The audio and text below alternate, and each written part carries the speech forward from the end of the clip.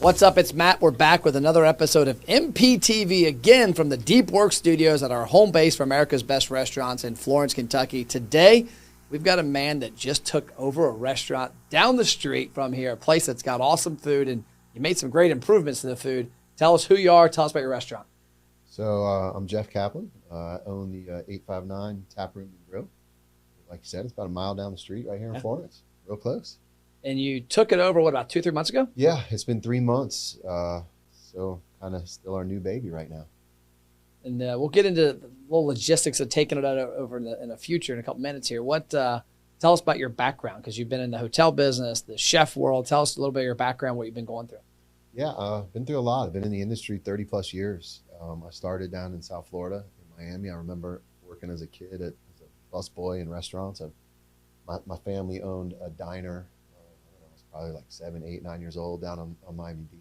Oh, wow. First growing up, that was my first experience, I think, to restaurants. I don't remember, but I'm guessing about 8, 9, 10 years old. It was a diner attached to the pharmacy that my family owned, and I got my first dose there. And so we've just been, foodies our whole lives. My parents have owned a catering company down in South Florida for the last 40 plus years, 30 plus years, almost 40 years.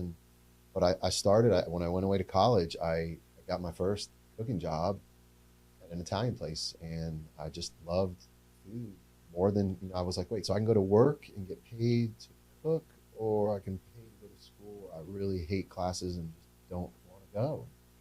So I just started cooking, and I spent a couple years in Tampa at school doing some odd jobs, and I moved to New York City. I wanted it to really go to culinary school. I followed a girl to New York, not my wife now, but it's a good thing because she led me down that path. But I moved to New York. I wanted to go to culinary school. I was driven and really wanted to get into food. And I bumped into a lady. I was out down in New York City. We were out, and I bumped into a lady one night who was the HR director for Interstate Hotels. They were like the largest hotel management company back then. And we talked, hit it off. I never had any real chef experience wearing a coat, true cooking. Yeah. And she set me up. She's like, well, we have seasonal work and need guys right away. And so I interviewed with a chef. He was the chef at the White Elephant Resort in Nantucket, Massachusetts. Oh, wow. Yeah, so I just left Florida, moved to New York. We're not in New York long before we went and did this, but I went out and met him, and he was like, well, you don't have experience, but you've come all this way, and you're looking for a job, and you're this serious without experience. You must be worthwhile. And so he gave me a shot. It was my first true cooking job, and I have I spent 25, 30 years cooking ever since that.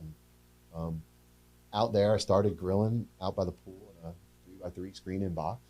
It went great. I took off from there. I learned so many things. And a guy from New York, a chef, came out there and was helping one week, and we hit it off, and he asked me to come back when I finished the summer job in Nantucket to come back to New York and help him open a restaurant. We opened up a place called the Inn at Great Neck out on Long Island, and it's a small fine dining place. I started there as a line cook, and I did desserts and pastries. I had learned from a pastry chef out at the White Elephant Resort, and I was doing desserts in the cold line, and I loved it. And I had I did desserts. I got reviews, 5-star, 4-star reviews from the New York Times. Damn. Yeah, this was like mid to late 90s. It's been a while. Yeah. And it was a lot of fun, and I had done all these cold things with desserts. And one night we got rocked in the restaurant, and the chef came over and he grabbed me by the back of my chef coat, and he's like, "Get your butt on the hotline and start cooking. It's time to get busy." And I'm watching from the side, not from the sideline, but I have my cold station. I'm doing my thing, and so he threw me in the mix. Man, I fell in love with it. It was amazing, and I've never looked back. And I was just a great line cook, and I took to it. So I worked there for several years. Wife and I had our third kid, and it was time to leave New York. And I looked at this job at Sawgrass. I had grown up in Florida, so this Sawgrass job pops up, and I'm thinking of Sawgrass down in Fort Lauderdale, where I grew up. And it was the Sawgrass Marriott Resort in Ponte Vedra Beach, Florida. And so I reached out to try to find out about getting a job there. And so it turns out that the executive chef at the resort had hired into the company the chef who brought me into the restaurant in New York. Okay. So I reached out to him, and he was like, "So you work for him and this guy?" And I said, "Yeah." He's like, "You're hired. Come on down. You're good. Sight unseen. If you work for him, I want you here." So it was the best thing that ever happened to me. I spent 11 years at the resort, and from learning everything, we had 7 outlets. 90,000 square feet of banquet space. By the time I left, moved up to help and run the place. But I was fortunate. I worked mornings, restaurants, banquets, nights, dinners. I mean, we did $10 dinners to $1,000 dinners. We cooked for Super Bowl parties when the Eagles were there with the Patriots. What year? The Super Bowl in Jacksonville? Yeah. I don't remember the exact year. But we saw everything. And then, as the market got tough in 07, 08, back then, 09, Yep. everybody was tough. They said they had fired managers and cut back on staff. And it was like, well, the kitchen's great. What do you think about helping run the front of the house? You're great with people. I had been promoted, and part of being an executive chef and up there is, it's a big political game. You talk to a lot of people, you learn sales, you're hopefully closing contracts, all of this. So I had just been really good with people. And so they asked me to help out running the bar, restaurant, wall, the kitchen. And so I was so fortunate to learn so much of it at Sawgrass in this huge resort. And I really, after the 11 years there, after cooking in New York City and really learning how to cook, and then this kind of job at the resort, it taught me so much in the industry.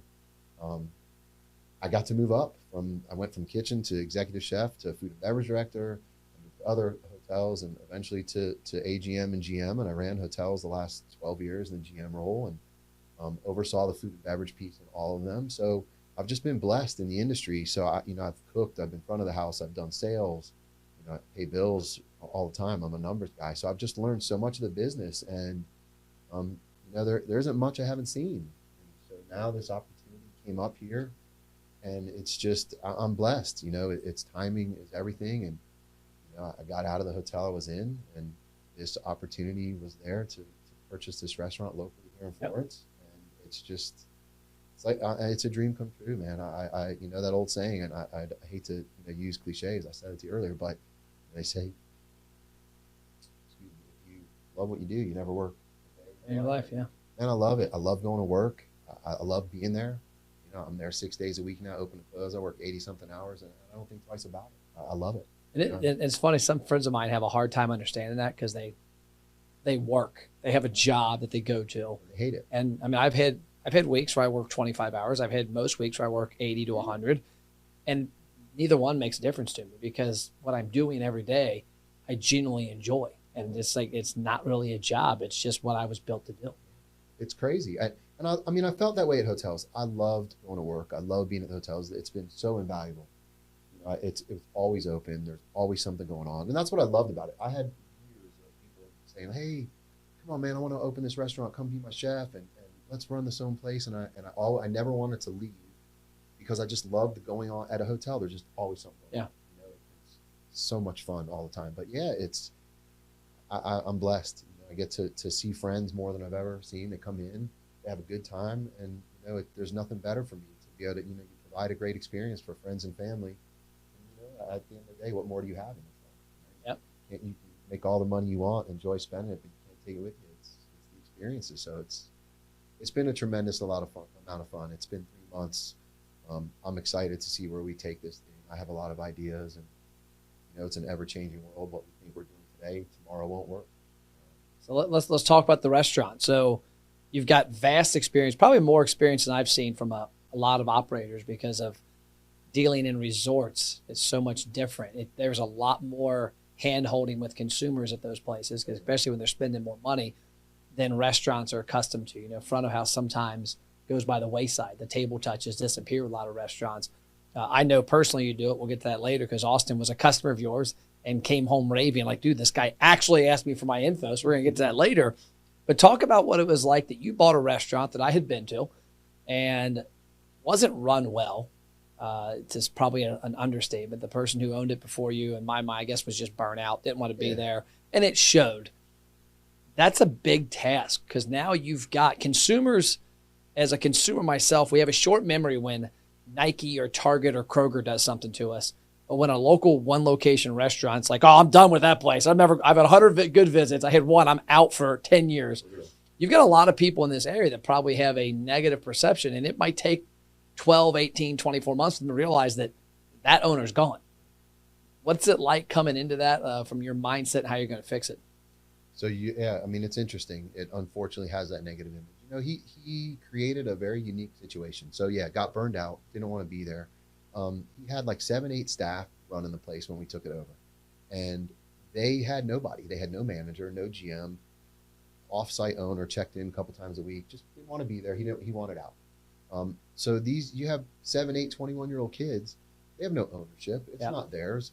Well, if something breaks today or something falls, who cares if this doesn't work? But they had nobody else but the 7 of them. So the 7 who had stuck it out, or however many it was, I'm sure over the last 2 years of it going downhill, they were in and out, and they couldn't hire. They had GMs, didn't have GMs. I don't know, but the ones who stuck it out, they held each other's hand every day. The only support they had was each other. So, my biggest fear coming in there was, okay, so you've got a team who's been doing basically whatever they want, because I went in there to check it out. Yep. And it's a bunch of kids just, they're doing whatever. They're on their phone. They're not paying attention. It wasn't busy, but they just don't care. They're doing the best they can with it. No one holding them accountable. So my fear was, all right, we're going to come in, and it doesn't, not that I'm going to come in like a tyrant, but if I come in with some accountability and ask you to do things that have never been asked of you before, you're going to be like, who's this guy? I'm out of here. Especially if you're in a habit of not doing any of that stuff. No checks and balances. Yeah. And they're like, I'm going to come in, and it's a bunch of young kids. So who's this old guy trying to tell us what to do? And so, I told them from the beginning that, our goal, listen, I need you. I can't do this without you. We're a team. I want to be the best damn restaurant in town, and I want to make you guys a lot of money. And I want you guys want to be here and love what you do, and blah, blah, blah. And, we talked it up, and I lost one in the front, one in the back, and they ate it up. They're all about it. The organization, the seating charts, the starting, opening list, closing list, like there's ways to properly function, and it made it easier for everybody. So it was amazing. So if we work a little harder, it makes things easier. And so it's actually been great. So because of the environment we created, picking up these 7, 8 guys that were there, the girls, they ate it up, and so it really worked well. We were blessed. We were able to hit the ground running. I thought, well, we take this place over, they walk out, my wife's running the front of the house, I'm in the kitchen, there's 2 of us, my daughter and my son come in, and the 4 of us, maybe we get 2 friends, like every friend we know, like, hey, if you need somebody, I'll come 10 bar. Yeah. Hey man, I'll come run plates. And we have an amazing support staff. But that was a fear. And it was quite the opposite. So the building had such great bones, just needed some love. And so, yeah, it'll take some time to get rid of that negative image. People come in now, I would say probably 4 or 5 times a week. Like you said, I'm there working every day. I'm talking to people. I'm on the floor. I love being there. I want to hear the good, the bad. Hopefully it's mostly good, but if it's bad, I want to know so I can fix it. Yeah, and I want to hear what people have to say. But I would say probably 3, 4 times a week, someone comes in like, yeah, we came in before, and I wanted to like it, and it just wasn't great. It wasn't awful, or was this, like, I don't know, but we just never came back. Then there's people come in and are like, man, it was awful, gross, this, that. So there's a mix of it, and it happens a couple times every week. And so now we've seen it. I've seen the tide turn, and people come in, and I'm seeing the same people come back who had said, they're like, hey, we're so glad you bought this place. We loved it. It had so much potential. It fell off. Thank you. I mean, it's amazing to me how many people every week come in and say, literally, thank you for doing this, and please don't stop, and please keep doing it, because we want to be here and we love it. So it was tough at first, but I'll be honest, in 3 months, I think we've really turned it around pretty quickly. It's been busy. It's been good. We've had mostly positive reviews. I have nothing negative to be said. I'm not saying we're perfect. I'm sure we've missed some things, but I think from where it was to what we're doing, it's night and day, the turnaround, and it's been fantastic. So yeah, it was a little hard coming in there to take it over, but like I said, the situation was really unique, and it really worked out. So now you ask a server, and it's amazing. They came to me, we were probably 4 weeks in, and the guys in the back of the house were like, hey, we just want to tell you, thanks, man. We love what you're doing. We did not used to want to tell people we worked here, but now we're proud to say that we work at 859. So that's awesome. It is. It's a great feeling, and you can't ask for anything more. And I'm there to work every day, so we're there as a family. We work together, and that's how I look at it. And we have a lot of fun doing it, and that's how it should be. And look at your office, man. You walk in here, and yeah, you're getting busy, you're doing work, but it's a fun place to be, and people want to be here and have fun. So it's been great. It's all about culture, and we just kind of tried to create this family place, and we're here, and we'll support you, and we're in this together, and I can't do it without them. And we take care of our team. When we took it over, we were like 11 or 12 staff, and we just took them all out to a holiday dinner last week, and we were 30 people. It's just amazing. That's awesome. So yeah, it was a challenge, but I think we've done really well so far. How long does it take to get rid of that negative image? I don't know. Oh, it'll no doubt be 2 or 3 years, because consumers, they hold on to it, but also they don't. There's so much. What is the word? There's so much. They there's so many things out there coming at you. I mean, if you get on your phone, whether it's Facebook or email or text, or I mean, you got a billion messages inundated with every day. I'll never forget. We had where Kona Ice is at down the street. That was our boat dealership we built from scratch. We built that building, and we were there 4 years. And I never forget. We had 700 units on the lot, and this guy called up one day and he's like, "Hey, I'm trying to find I heard you guys were in this area, and I'm asking where he lived." He lived across the street, like literally across the street on the little road right next to, I think it was called Boone Air Estates, right next to Boone Links Golf Course. He's like, "Yeah, I've seen you guys. 700 boats on the lot. I've seen you guys over there. I didn't know like what you were." I'm like, "And we're spending $300,000 a year on marketing. We got a 7-acre store with hundreds of units. He's across the damn street." So long story short, you'll have people that probably drive by there 100 times that won't see a Facebook post, won't see Instagram, won't hear any, but they'll eventually hear from a friend like how great it was, and they'll give it a try. They'll come back, "Oh, it's new ownership." And that was a big thing. Like I would encourage you to do. When we bought a place called Ellesmere Marine back in the day, back in 2002, and we found out really quick how disliked the former owner was. It was a family business forever. The former owner's husband had come in and taken over, a guy named Ron. And we found out really quick that he was just my way or the highway guy. And we had gotten some insight that, hey, whatever you do, make sure you make a lot of noise about how there's new ownership. And people would come in every day and go, "Is it true?" "What?" "I saw the Dixie News ad." This is before Facebook. "I saw the Dixie News ad that Ellesmere Marine is now Plaps Ellesmere Marine, and there's new owners, and Ron's not here anymore." Because we literally had that. "Ron's not here in the ads." and I'm like, "Yeah." They're like, that, and they had I never heard a positive. He was a good old boy, just my way or the highway, and that strikes people wrong.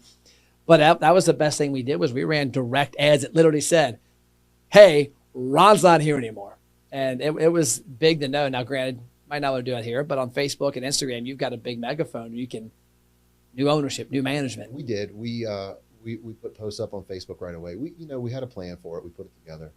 We went and took a picture of the family out in front of the sign at 859 right before we closed. The new family? Yeah. So when we closed, we put a big Facebook post up saying, "Hey, new ownership, we're here. We're a family-owned place. Come check it out." One of my vendors made us a sign. They put under new ownership and the Bengals on it. So we put that out front. Oh, nice. We put that up for 2 months. So, we're very active on social media. Just hope that people don't think the Bengals are under new ownership. They'd be real happy there. Yeah, you're right. It may not be awful.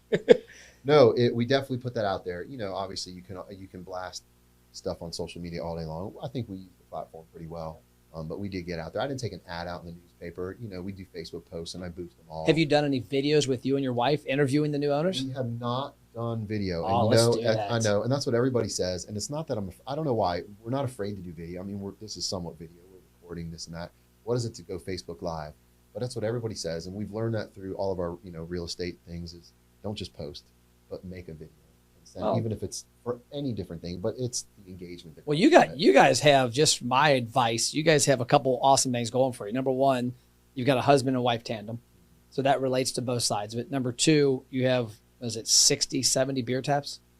So you got a huge beer wall. And I used to tell the old owner, he wouldn't listen to me, but I'm like, "Dude, go live every week or every day and talk about one of the 60 taps if you want to ingrain yourself in the beer culture." And the third thing is you guys are bourbon experts. And so you've got multiple reasons to go live. And the more people see a new face and go, "Oh, that's the new owner. Oh shit, it really does have a new owner." It's not, because there have been places, there was a rug place in Cincinnati that every 2 months would go, "Oh, under new ownership." And you go, "It's the same dude." I'm like, and I kept up, "Boy, you can't run the same, you can't have that radio ad every week." But no, I think that's a big thing. Yeah, it is. And and we say it to each other, we need to just make it happen. We are great with Facebook posts and Instagram and social media. We do a lot. We're on it. I mean, we plan it out. We talk about it daily. It's a living part of what we do at the restaurant every day is social media. Video needs to be more. Well, since we're only like a mile away, what we'll do is me and Max, who's working the board, we'll come by every week from now on, have lunch or dinner, and force you to do a video while we're there. Let's do it. I'm in. So talking about how you're running the restaurant, what's one item? A lot of restaurants, whether they're taking over something or they buy a new location or they're looking to just shock the culture, what do you think's one big thing that you did when you took this over that had a very high payout but was very low effort? I mean, there's a couple of things. We fixed a lot of broken stuff. Nobody wants to walk into broken places. And employees appreciate that too. They do. No, it's embarrassing. They don't want to work like that. I would say the biggest thing they were out of everything all the Okay. time. So when I took over, there's 40 taps ready to roll. We have 60 now, but the 40 ready to roll, there was 14 kegs. A list of 40, but they only had 14. So you sit down to a menu of 40 beers. You know how many you're going to pick before you get to one of the 14 that you can get? There was 4 bottles of liquor.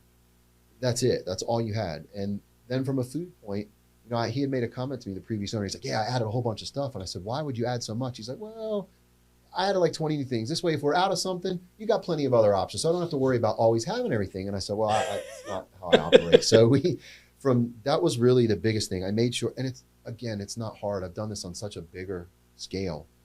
You know, my kitchen I ran in Colombia had 120, I said 120 cooks in the kitchen. So, Damn. you know, yeah, it was big. You know, I did it on a bigger level. But so anyway, I made sure we have everything in stock all the time, both front of the house and back of the house. So from a server, when you are doing your job and not even just food, like we took it over on a Tuesday. The first Friday night when we really got busy, we're like halfway through service and I'm looking around and we're out of forks. It's like 7:00 on a Friday night. And we finally have a full dining room. We've like changed and gotten busy. And I'm looking around, like, we don't even have silverware. Like so imagine trying to do your job as a server when you don't have the tools. So that was the biggest thing. I fixed all the equipment.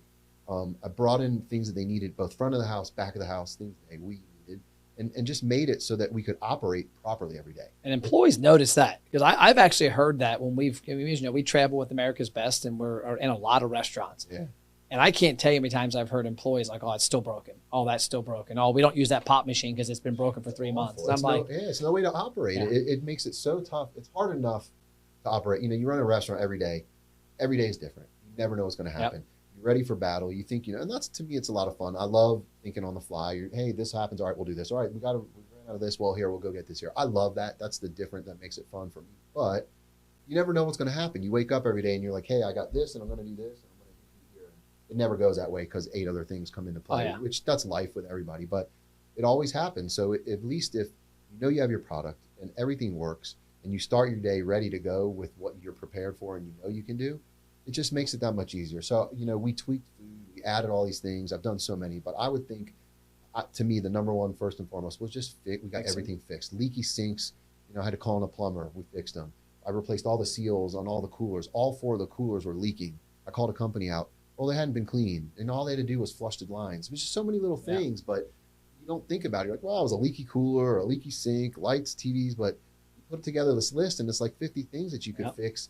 That now you fix them and put them behind you, and if you maintain them and it operates right, it's so much easier to pay attention to the guests and the food and the quality. And so you have to worry every day about coming in and, well, what do I do with this leaky sink? So that, I would say, that would be the biggest thing that really made a difference, because then everybody's happy to be there. It's so much easier when the tools work to do your job. Well, and also I think it comes down to people treat your stuff better when they see you're treating it. It's like me and I've got a couple cars I like, and I've always had cars in the past. And like my son, it's funny. He made a comment one time. He's like, "Hey, Mom, when you were out of town, she was in your car and she was drinking a milk. She was drinking a milkshake." He's like a tattletale, and I'm like, "Seriously?" And he's like, "Yeah." I'm like, "Why are you telling on Mom?" He's like, "I just wanted you to know." And I'm like, "Get food in the car." Yeah, but it was funny because he knows that I don't have food in the car ever because I have a certain level of what in my car.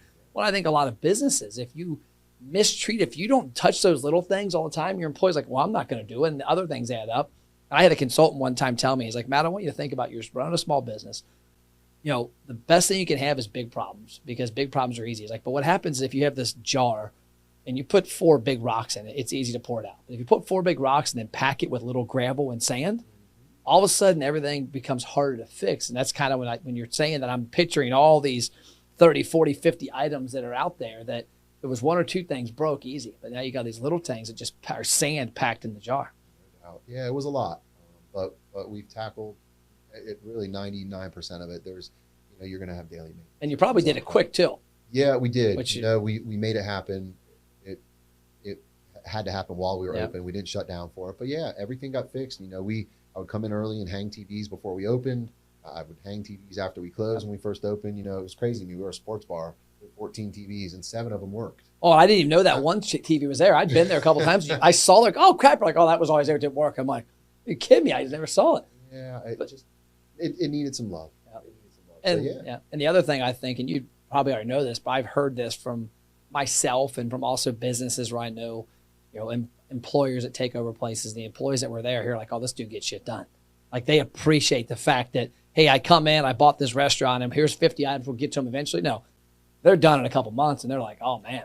They definitely notice it. The guys in the kitchen, I had a couple of them say, like, man, we feel bad. We don't want to tell you, but man, you have no idea what you're buying. And you have no idea. And I'm like, trust me, there is nothing I haven't seen or done. I have been the fixer at my last 4 hotels. I've built restaurants in hotels from the ground up. I've renovated hotels. I've done everything. Yep. There's nothing I haven't seen in that aspect. So they were like, man, you have no idea what you're getting into with this and that. And yeah, and I told them, I'm like, listen, we're going to do this, and I'm going to fix that, and we're going to get that. And I told them we're going to get new equipment. We're going to do this, and I've done it all. And I remember the first week, the guys in the kitchen were like, yeah, we've heard that before. Yeah. We've been told that. And I said, well, that's fine. I said, listen, I'm here to stay. I'm not going anywhere. This is my life. Everything I have is here in this, and I'm going to be here with it. And I don't think it was probably, I want to say maybe 2-3 weeks in, and my main lady who helps run the kitchen, she's a mom. It's a family that helps out. She's great. She just has this motherly aspect to everything in the kitchen, loves taking care of things. And she said, no, I got to say, you're the real thing. You were a man of your word, and so far so good. And here we are, and you're still in it with us. And so, yeah, it goes a long way. And, listen, I'm there to work. I'm there every day. I'm part of the team. I'm there with them. But yes, when they see it get done, there's a respect factor. And, I'm not trying to pat myself on the back over it. I'm just trying to, it's what I know. I'll pat you on the back. I've seen it. I appreciate it. But, I'm blessed. I worked with I got very lucky. I hope that part of it's my work ethic, and I busted my butt. But from day one, when I first started, my first real cooking job, I said at the White Elephant, it was a resort. We were in Chef White's. It was yes chef, no chef. We did everything just the right way. When I went to that first kitchen in New York, man, I can't tell you how many times on the line the chef would come through and he'd pull my prep and look at me. He's like, what is this crap? Start again, throw it on the floor. Like I was taught the right way from the beginning. And, then I had other leaders along the way that showed me, the GM who brought me in from an executive chef to a food and beverage director. And I'll never forget it. I was like, man, what do I know about beverage? I've been a chef. He's like, man, if you can cook, beverage is nothing. So he brings me in, and 3 days into the job, he's like, yeah, don't worry about food and beverage. I'm going to teach you how to be a GM. And I'm like, why? I came here to do food and beverage. He's like, well, and he's talking about numbers and this and that. He's like, I can bonus out at 30 to 40% of my over 6-figure salary. How can you do that in the kitchen? I'm like, yeah, I can't do that in the kitchen. So about me teaching me to be GM, what's this? What were we just talking about? So, again, my work ethic has done it, but I've been blessed to work with great people who have showed me and taught me, and I'm thankful to them. And I try to do the same thing. It's a lot of fun, but it's hard work. Like we were talking earlier, nothing comes easy.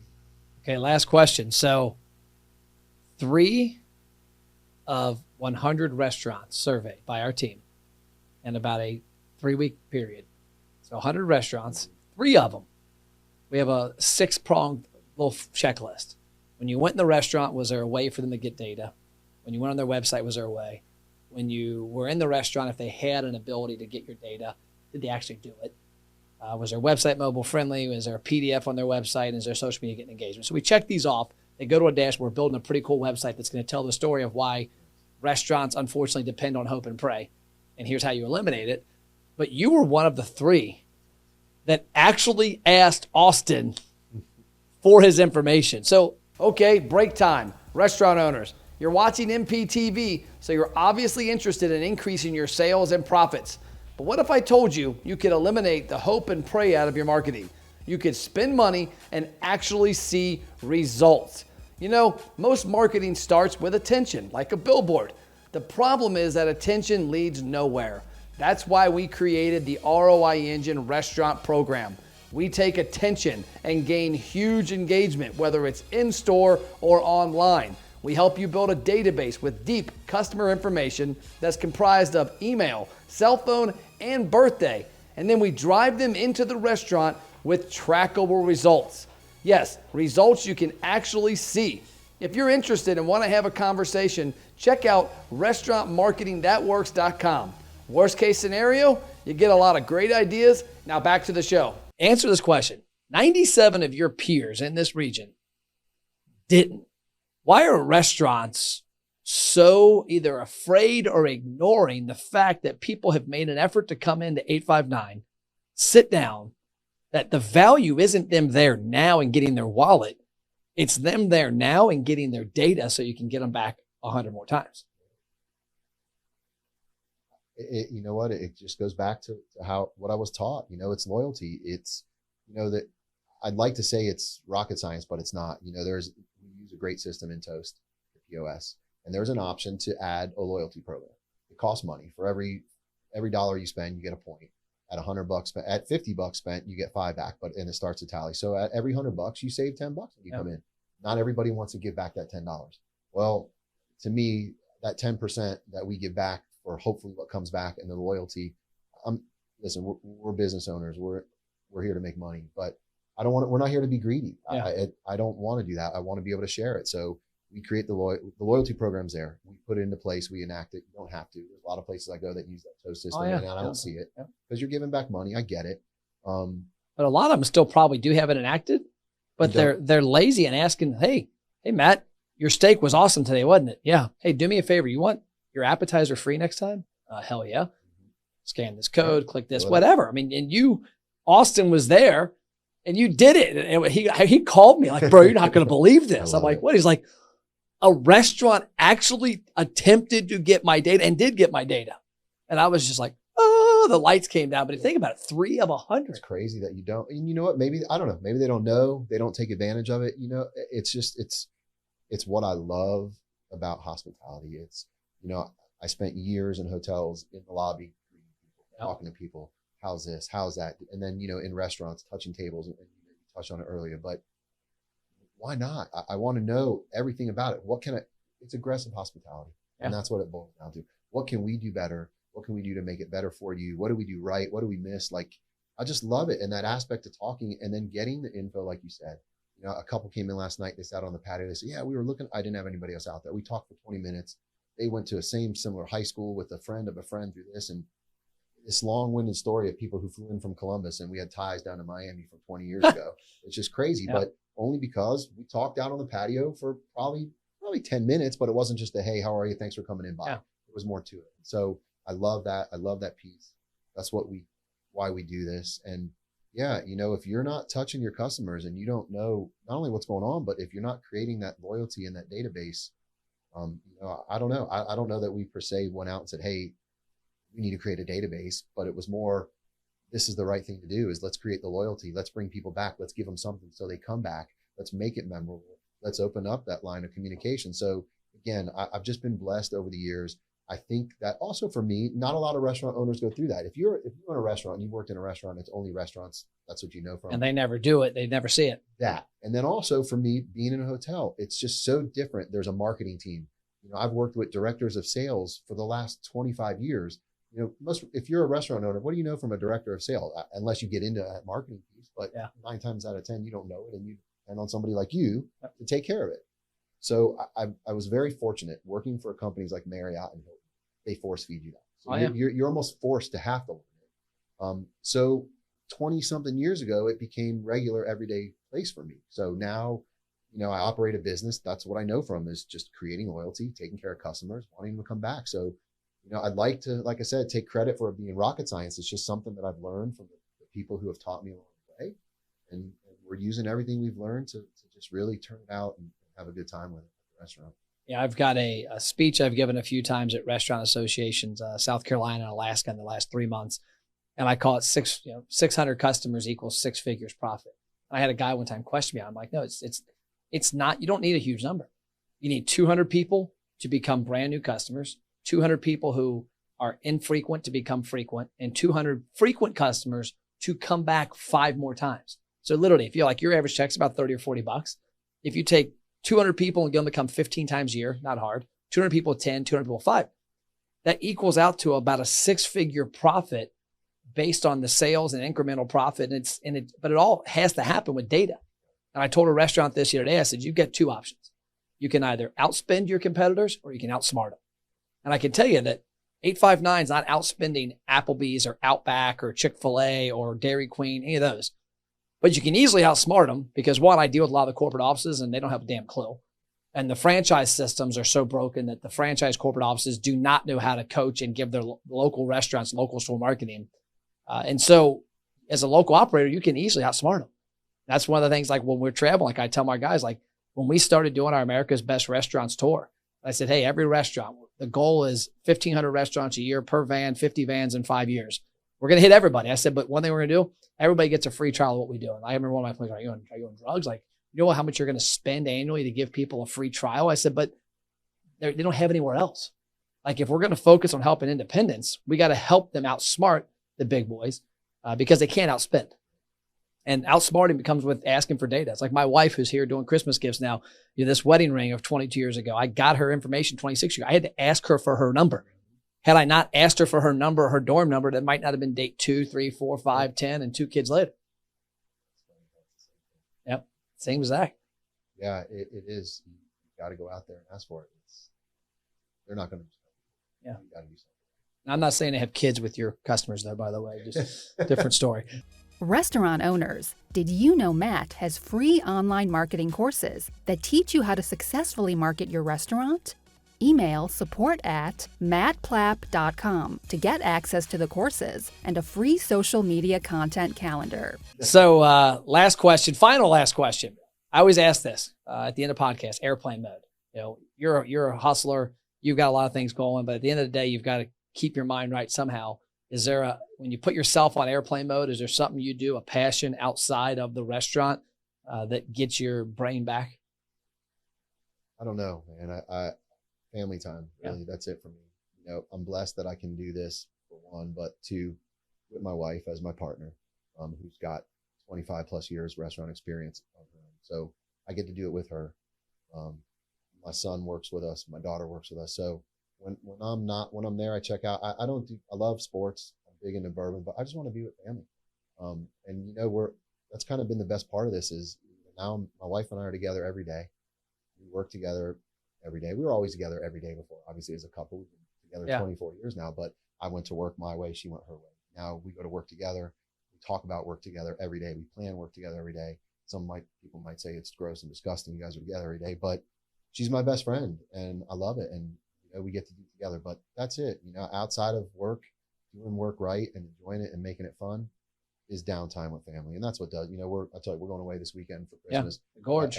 We're going to the Gorge. No, nothing fancy. It's a cabin in the middle of nowhere, and it's just 2 of us with our dogs. And we're going to check out, and that's it. We work hard, a lot of fun toys. We get to spend a lot of fun things, go great places and have fun. But we're able to just take a couple days and just be together. That's the best. After working hard, I say that's funny because we work with each other all day long. Yeah. But to clock out and do it with just the 2 of us, that's all I need. I love it. I appreciate your time. Thank you. Pleasure. Look forward to many great meals at 859, and I look forward to that being one of the top restaurants in Florence in the near future. That's the goal, man. I told the team when I took it over, I said, we are going to be the biggest, baddest sports bar in Florence. I know it's a small little town, but it is a big area. But, we just want to handle our own in our local area. However we can help, we're down the street. We'll do what we can. Cool. That's all we got for this episode of MPTV. If you took one thing from this entire podcast, it's how he transformed a restaurant quick by taking action on a lot of little tasks to not only fix what was broken in the restaurant, but earn the respect of the staff because they've been looking at those items for so long. We'll see you next episode.